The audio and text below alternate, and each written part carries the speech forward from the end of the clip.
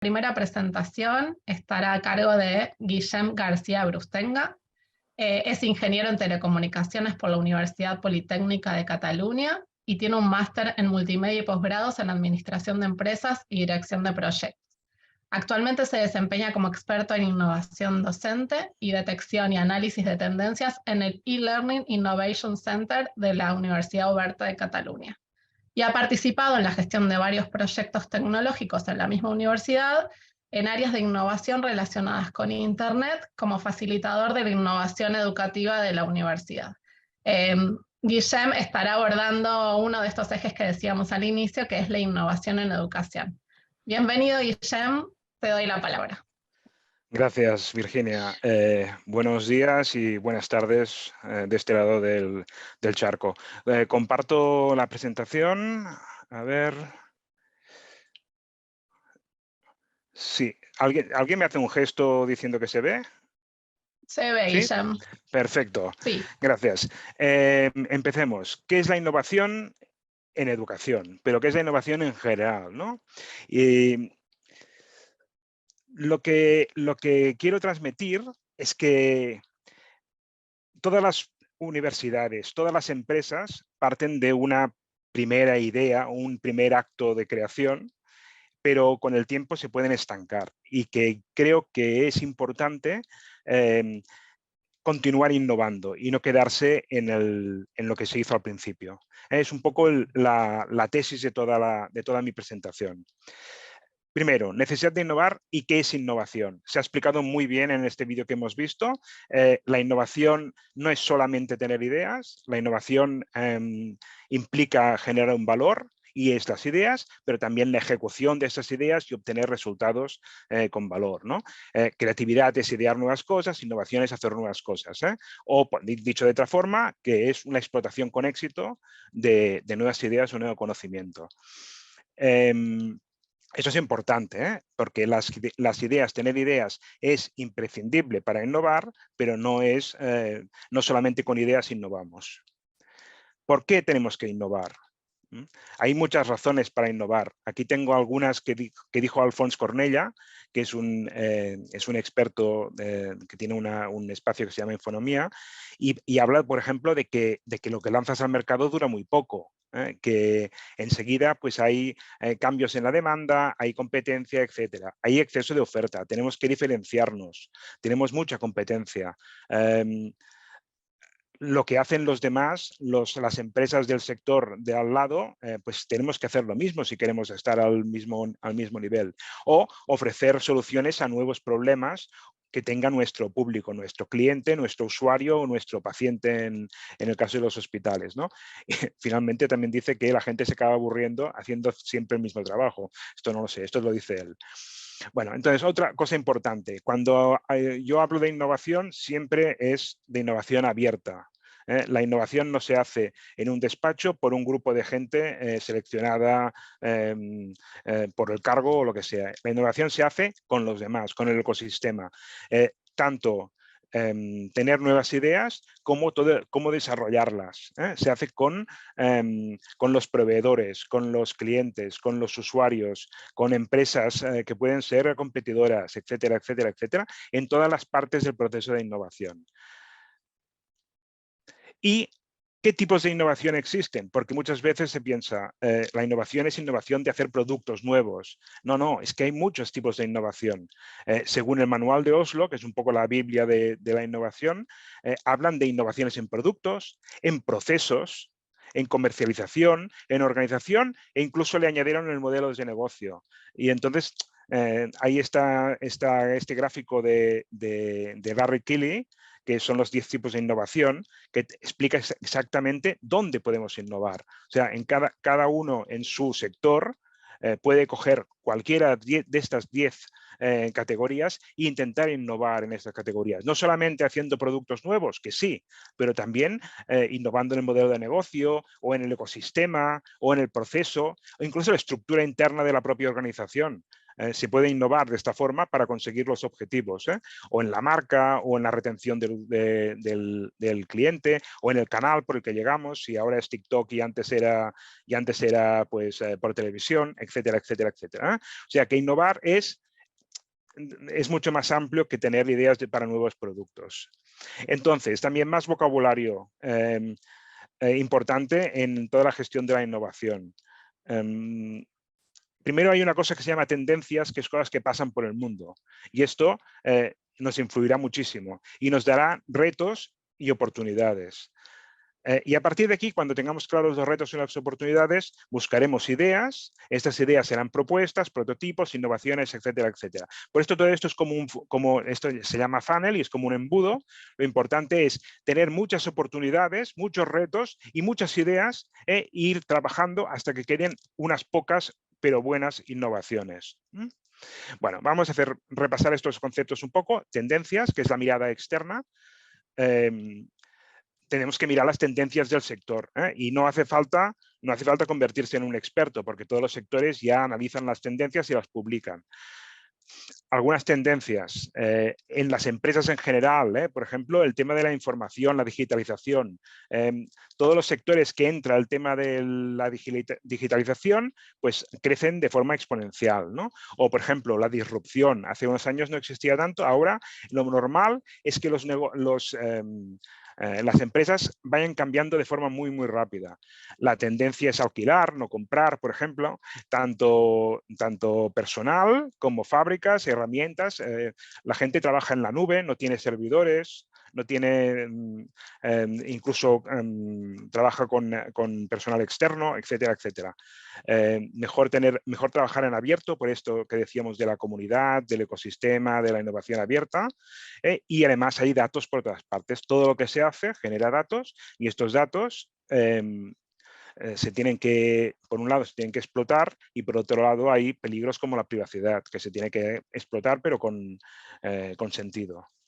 Tendencias en tecnología, cosas que últimamente pues, salen cada día en todas partes, pues la realidad virtual, realidad aumentada, realidad mixta, el metaverso, todo eso son cosas que son tendencias tecnológicas que nos tienen que afectar sí o sí.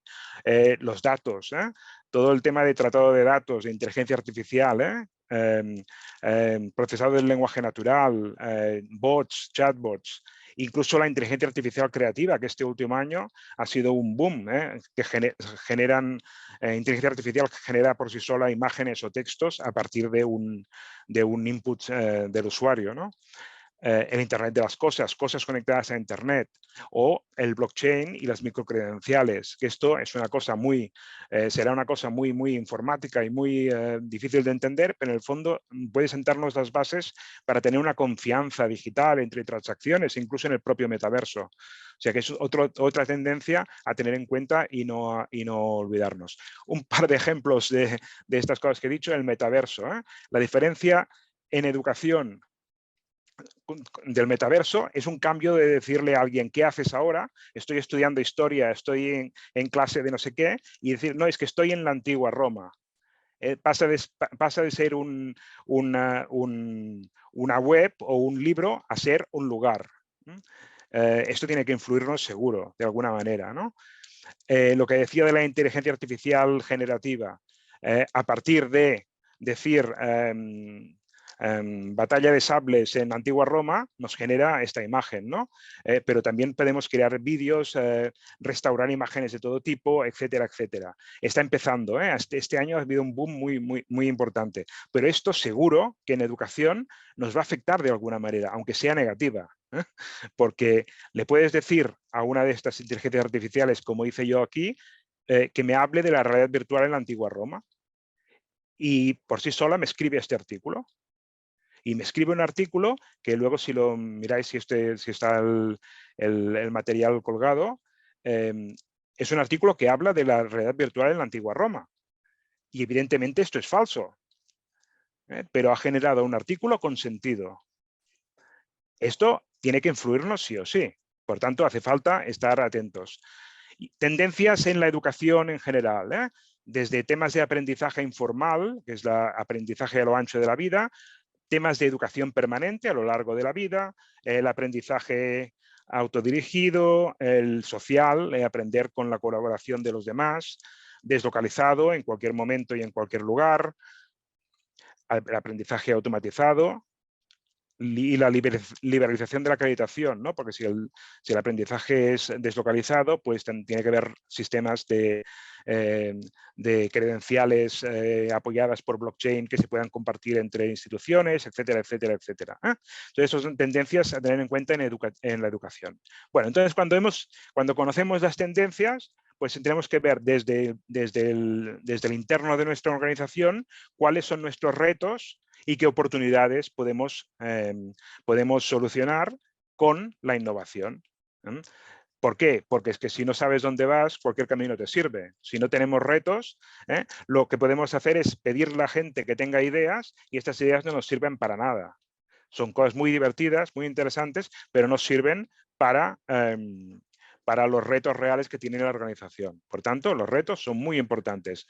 Retos posibles en educación, por ejemplo, que se publican también cada año. Estos eran unos del 2018, que hablaba de mejorar la alfabetización digital, de experiencias de aprendizaje, etcétera, etcétera. Los retos pueden cambiar de un año a otro. ¿Por qué? ¿Qué pasó después de esto? Pues pasó que pasaron muchas cosas, ¿no? Pasó una pandemia, hay una crisis climática que cada vez va a peor, la crisis energética, el auge del online, el teletrabajo. Por tanto, todas estas cosas que entran nuevas se convierten en nuevos retos, ¿no? A partir de lo que hemos pasado de confinamiento y coronavirus, por ejemplo, hay algunas tendencias, ¿no? Por ejemplo, el auge del e-commerce. El e-commerce se ha popularizado. El teletrabajo se ha normalizado, entre comillas, porque hay muchas empresas que han vuelto al estado inicial, ¿no? Pero sí que la gente lo ha probado. Redes sociales. Y esto provoca que se puedan crear nuevos retos y oportunidades que podemos aprovechar para nuestra organización. Impulsar nuevos modelos de trabajo híbridos, generar experiencias virtuales que trasladen el mundo físico al virtual, crear productos y servicios digitales, trabajar con modelos de omnicanal, con las redes sociales, etcétera, etcétera. Esto nos da ideas de retos que podemos reutilizar. Una vez tenemos claros en la organización los retos, perdóname que voy un poco rápido porque pensaba que tenía un poco más de 20 minutos, ¿eh? Por eso estoy un poco yendo un poco Igual rápido. va muy bien, Guillem. Pasaron solo 10, así que tranquilo. Solo para que no me des el aviso. Okay. Una vez hemos mirado las tendencias, hemos decidido qué retos vamos a intentar solucionar con nuestras innovaciones, pues tenemos que conseguir tener ideas. ¿Y cómo se consiguen las ideas? ¿De dónde salen las ideas? Pues resulta que Isaac Asimov, que además de escribir novelas de ciencia ficción, parece que también le interesaban estos temas, pues dice cómo tiene que ser un ambiente ideal para tener ideas, que es un ambiente relajado, bueno, nada que no sepamos, ¿no? Grupos no muy grandes, que no sean jerárquicos, que haya gente del mismo nivel, que no se sientan cohibidos, que estén presencialmente mejor que online, que se puede hablar, que se pueda reír, que se pueda decir cosas absurdas y nadie se ría, etcétera, etcétera, etcétera. Este es el ambiente ideal para tener ideas en grupo. ¿Vale? ¿Y cómo tener ideas? Bueno, la cosa que todo el mundo hemos hecho alguna vez ha sido participar en una lluvia de ideas, en un brainstorming, con las típicas reglas de que toda crítica está prohibida, toda idea es bienvenida, tener muchas ideas es lo mejor, ¿no? Cuando más ideas mejor, etcétera, etcétera. Con esto tenemos muchísimas ideas en muy poco tiempo. Es una cosa un poco dispersa, también es verdad. Se tiene que hacer un poco bien esta dinámica. La lluvia de ideas también se puede hacer por escrito. Y si se puede hacer por escrito, además se puede hacer a distancia, por correo electrónico, cosa que también es interesante porque no hace falta reunir a todo el mundo en una sala, aunque es aconsejable, pero sobre todo en momentos o con gente que está muy distribuida, pues también se puede hacer. Se llama brainwriting y una variante es esta del 635, en la cual 6 personas escriben en una hoja 3 ideas de solución durante 5 minutos. Luego pasan la hoja al de al lado y escribe 3 más. 5 minutos y pasa. En media hora hemos conseguido 108 ideas. Por tanto, no será por falta de ideas. Otras técnicas que parece muy tonto, pero realmente es interesante, es coger el diccionario y buscar una palabra al azar. Si no tenemos diccionario, porque ahora ya nadie tiene libros, os he puesto una web aquí que genera palabras aleatorias del diccionario. Se busca una palabra, por ejemplo, peligroso, y tenemos un reto, que es buscar una app para nuestro smartphone. Pues tenemos que buscar una app pensando en peligroso. Y seguramente salen ideas, y salen muchas, y cosas que ya existen, desde apps para volver a casa por la noche que ya te llaman automáticamente, o qué peligroso que es que los jóvenes estén tantas horas en Internet, por tanto, control de tiempo, o, me imagino yo, para no chocar con las farolas cuando vas mirando el móvil por la calle, que tengas la cámara abierta en una ventanita pequeña y te vaya enseñando lo que tienes delante. Ideas absurdas, pero a lo mejor innovaciones interesantes. Otras técnicas, esta de Scamper, que en realidad es combinar cosas que no podrían combinarse, sustituir partes que no se podían sustituir. Vamos directamente al ejemplo, ¿no? Por ejemplo, el tema del Cirque du Soleil. Circos sin animales. Antes todos los circos tenían animales. Pues vamos a sacarle los animales y le vamos a poner más acrobacia. O las primeras PDAs, las primeras agendas electrónicas de Palm, las agendas eran de papel. Pues vamos a sustituir el papel por un ordenador. O me encanta la de los restaurantes tipo fast food, que fueron los primeros en cobrar antes de que comas. Antes se comía y luego pedías la cuenta y te traían la cuenta, pero vamos a ir más rápido, vamos a pagar al principio y así cuando terminas de comer te vas. ¿Vale? Esto es una reordenación de conceptos. Y la herramienta básica para todas las técnicas de creatividad es el post-it. También os quiero decir que lo del post-it se puede hacer online muy fácilmente. Hay muchísimas aplicaciones hoy en día que nos permiten trabajar con post-its online. ¿Vale? Otra técnica muy interesante, que es la de los sombreros de pensamiento, que son sombreros metafóricos, pero cuando te pones el sombrero de color blanco, tienes que hablar de hechos puros. Es para refinar una idea, que tenemos un post-it, pero vamos a refinarlo. Con el blanco, números. Con el rojo, emociones. Esto será muy chulo, la gente le va a gustar mucho, etcétera, etcétera. Con el negro, negativo. Esto no va a funcionar, será carísimo, etcétera, etcétera. El amarillo, positivo. El verde, creativo, etcétera, etcétera. Pues una misma persona o varias personas utilizando estos sombreros y hablando solo de esto, se puede refinar muy bien las ideas. Otra técnica muy conocida, el design thinking, que tiene diferentes fases de divergencia, tipo brainstorming, convergencia, filtrar, para entender muy bien el problema del usuario y luego buscar una solución. Esto vale la pena, si queréis hacer innovación, mirarse un poco el design thinking, cómo funciona.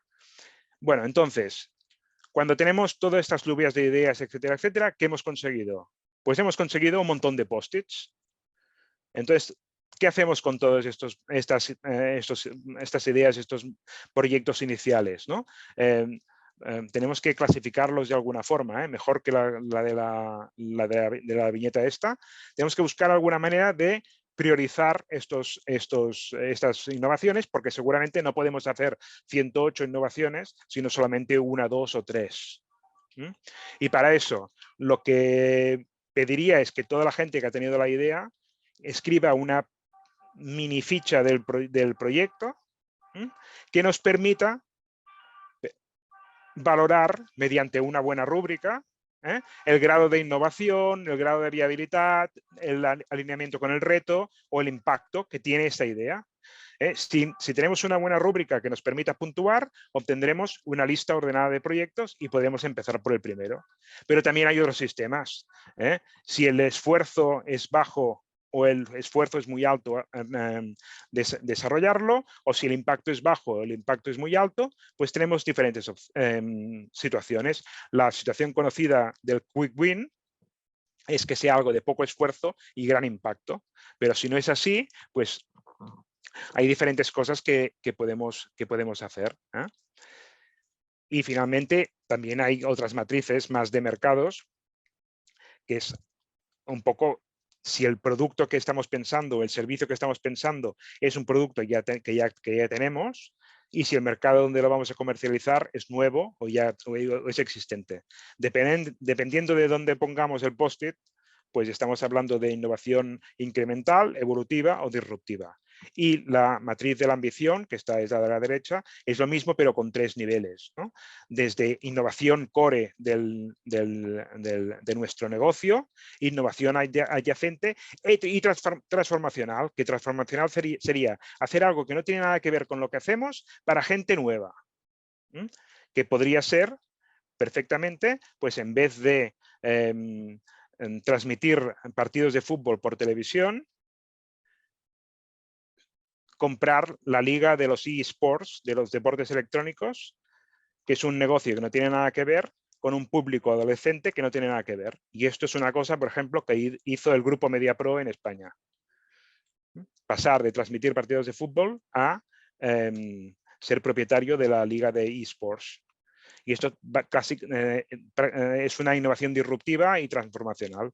Bueno, tiene que haber de todo, ¿eh? En nuestra cartera de proyectos tiene que haber algún proyecto transformacional y muchos de mejora. Y en cualquier caso, utilicemos el método que utilicemos, disponemos de una lista ordenada de proyectos y no nos quedaremos nunca secos de innovaciones. Y hasta aquí.